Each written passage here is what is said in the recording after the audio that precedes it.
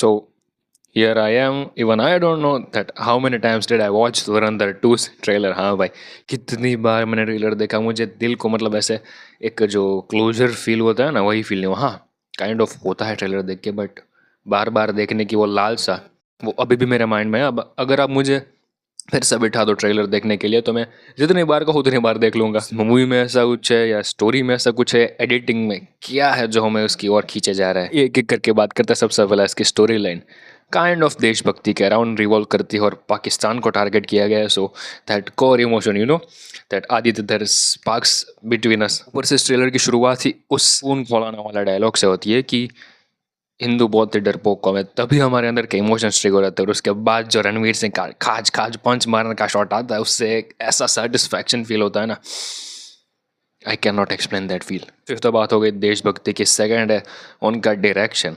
हाँ, ये बहुत ही ग्राउंडेड स्टोरी लाइन है, बट उसको एक सिनेमैटिक वे में कैसे प्रेजेंट किया जाए, थोड़ी सी एग्जेजरेटेड चीज़ें कैसे ऐड करे जाए ताकि वो एक परफेक्ट ब्लेंड लगे, मास और क्लास दोनों का. तो ये आदित्य धर को बहुत ही अच्छे से आता है. थर्ड, पार्ट 1 कैरेक्टर ड्रिवन था, तो ऑब्वियसली हम कैरेक्टर्स के लिए भी उतना एक्साइटेड थे. फॉर एग्जांपल रहमान डकैत, बंदा एक टेररिस्ट था. बंदे ने अपनी माँ को मारा है. 26/11 में जो अटैक हुआ उसमें उसका हाथ था, but still people like fantasises him. Even लड़कियां उसके पीछे मरती है. बोलना तो नहीं चाहिए, बट ऐसा है. उसके पीछे का रीज़न क्या ये है कि वो टेररिस्ट है? ऑब्वियसली नहीं. इस रीज़न से उसको कोई पसंद नहीं करता भाई. बट बंदे की ऑरा फार्मिंग, एक जो family man type of terrorist जो था, आई मीन जिस वे से आदित्य धर ने उसको प्रेजेंट किया था हमें, वो देखने में मज़ा आता है. तो इस मूवी के कैरेक्टर्स भी बहुत ही कड़क तरीके से लिखे और प्रेजेंट किए गए. वो आजकल चल रहा है ना, पीक डिटेलिंग बाय आदित्य धर. वही. अब बात करते हैं इसके ट्रेलर की. तो ऑब्वियसली ट्रेलर में जैसा मैंने कहा ये सारे इमोशंस है, बट एक ऐसा सवाल है जो कि हमारे सामने होते हुए भी हमसे छुपा है. Like who is Jaskiran Singh रंगी. हमें पता है कि बंदे के साथ कुछ पास्ट ट्रॉमा जुड़ा है, पाकिस्तान से रिलेटेड, और वो रिवेंज के रोड पे निकलते ही उसने कुछ ऐसा कांड कर दिया जिसकी वजह से उसको डेथ सेंटेंस दिया गया. और वहाँ से आर माधवन का कैरेक्टर उसको उठा के उसके जीवन को एक नया गोल देता है. तो हमें काइंड ऑफ पता भी है कि उसका कैरेक्टर क्या है, उसने क्या किया है और वो क्या कर रहा है. And at the same time हमें नहीं पता कि वो क्या है, उसने क्या किया और वो क्या करने वाला है भाई. Absolute cinema. और यहाँ पे अगर हम धुरंधर 2 की स्टोरी को डिकोड करने की ट्राई करें, तो देखो ये ऐसा मेरा पर्सनल बिलीव है. मैं नहीं कह रहा कि ये गलत है या सही है, ठीक है. मैं जैसा मानता हूँ, जैसा मैंने लीक्स या प्लॉट ट्रेलर से कुछ भी नोटिस किया, उसको मैं फ्रेम करके आपके सामने पेश कर रहा हूँ. तो गलत भी हो सकता है. आर्मी मैन क्यों है? बिकॉज उसके पापा भी एक बहुत बड़े देशभक्त होंगे, तो वही बाय ब्लड उसे मिला है, ठीक है. ऐसी मेरी थियरी है. इसीलिए वो आर्मी में भर्ती हुआ. उसके पापा और मम्मी ने खुशी खुशी उसे आर्मी में भेज दिया.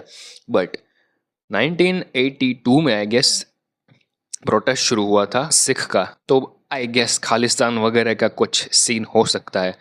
और रणवीर पापा बीइंग रणवीर पापा एज अ देशभक्त, वो डिनाई करेंगे कि मैं इंडिया छोड़ के कहीं नहीं जाऊंगा, आपको जाना है तो जा सकते हो.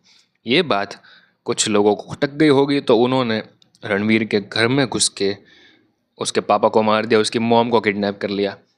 और रणवीर जब लौटता है और ये सब देखता है, तो ऑब्वियसली वो अपने माँ बाप को मरा हुआ ही पाएगा, जो कि उसके अंदर एक इमोशन ट्रिगर करती है. और ड्रिवन बाय दैट वो जाके सबका मैसेकर कर देता है भाई. और वो भी बहुत ही ब्रूटल डेडली वे में, जो कि हम ट्रेलर में देख भी सकते हैं. आई गेस जसकिरण सिंह रंगी का कैरेक्टर ऐसा होगा, जो कि अगेन मेरा स्पेक्यूलेशन है, फॉल्स भी हो सकता है. We can not deny the fact that more than 10 movies were postpone.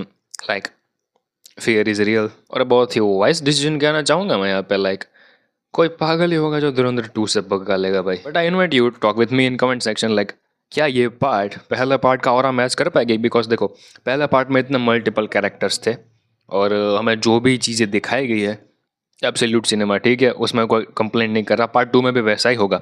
But part 1 में जो फील थी एक, कि जो जर्नी हमें दिखाई जाती है जीरो से हीरो तक की, वो अभी देखो काइंड ऑफ हीरो तो बन ही चुका है, रहमान डकैत की कुर्सी पे आ चुका है.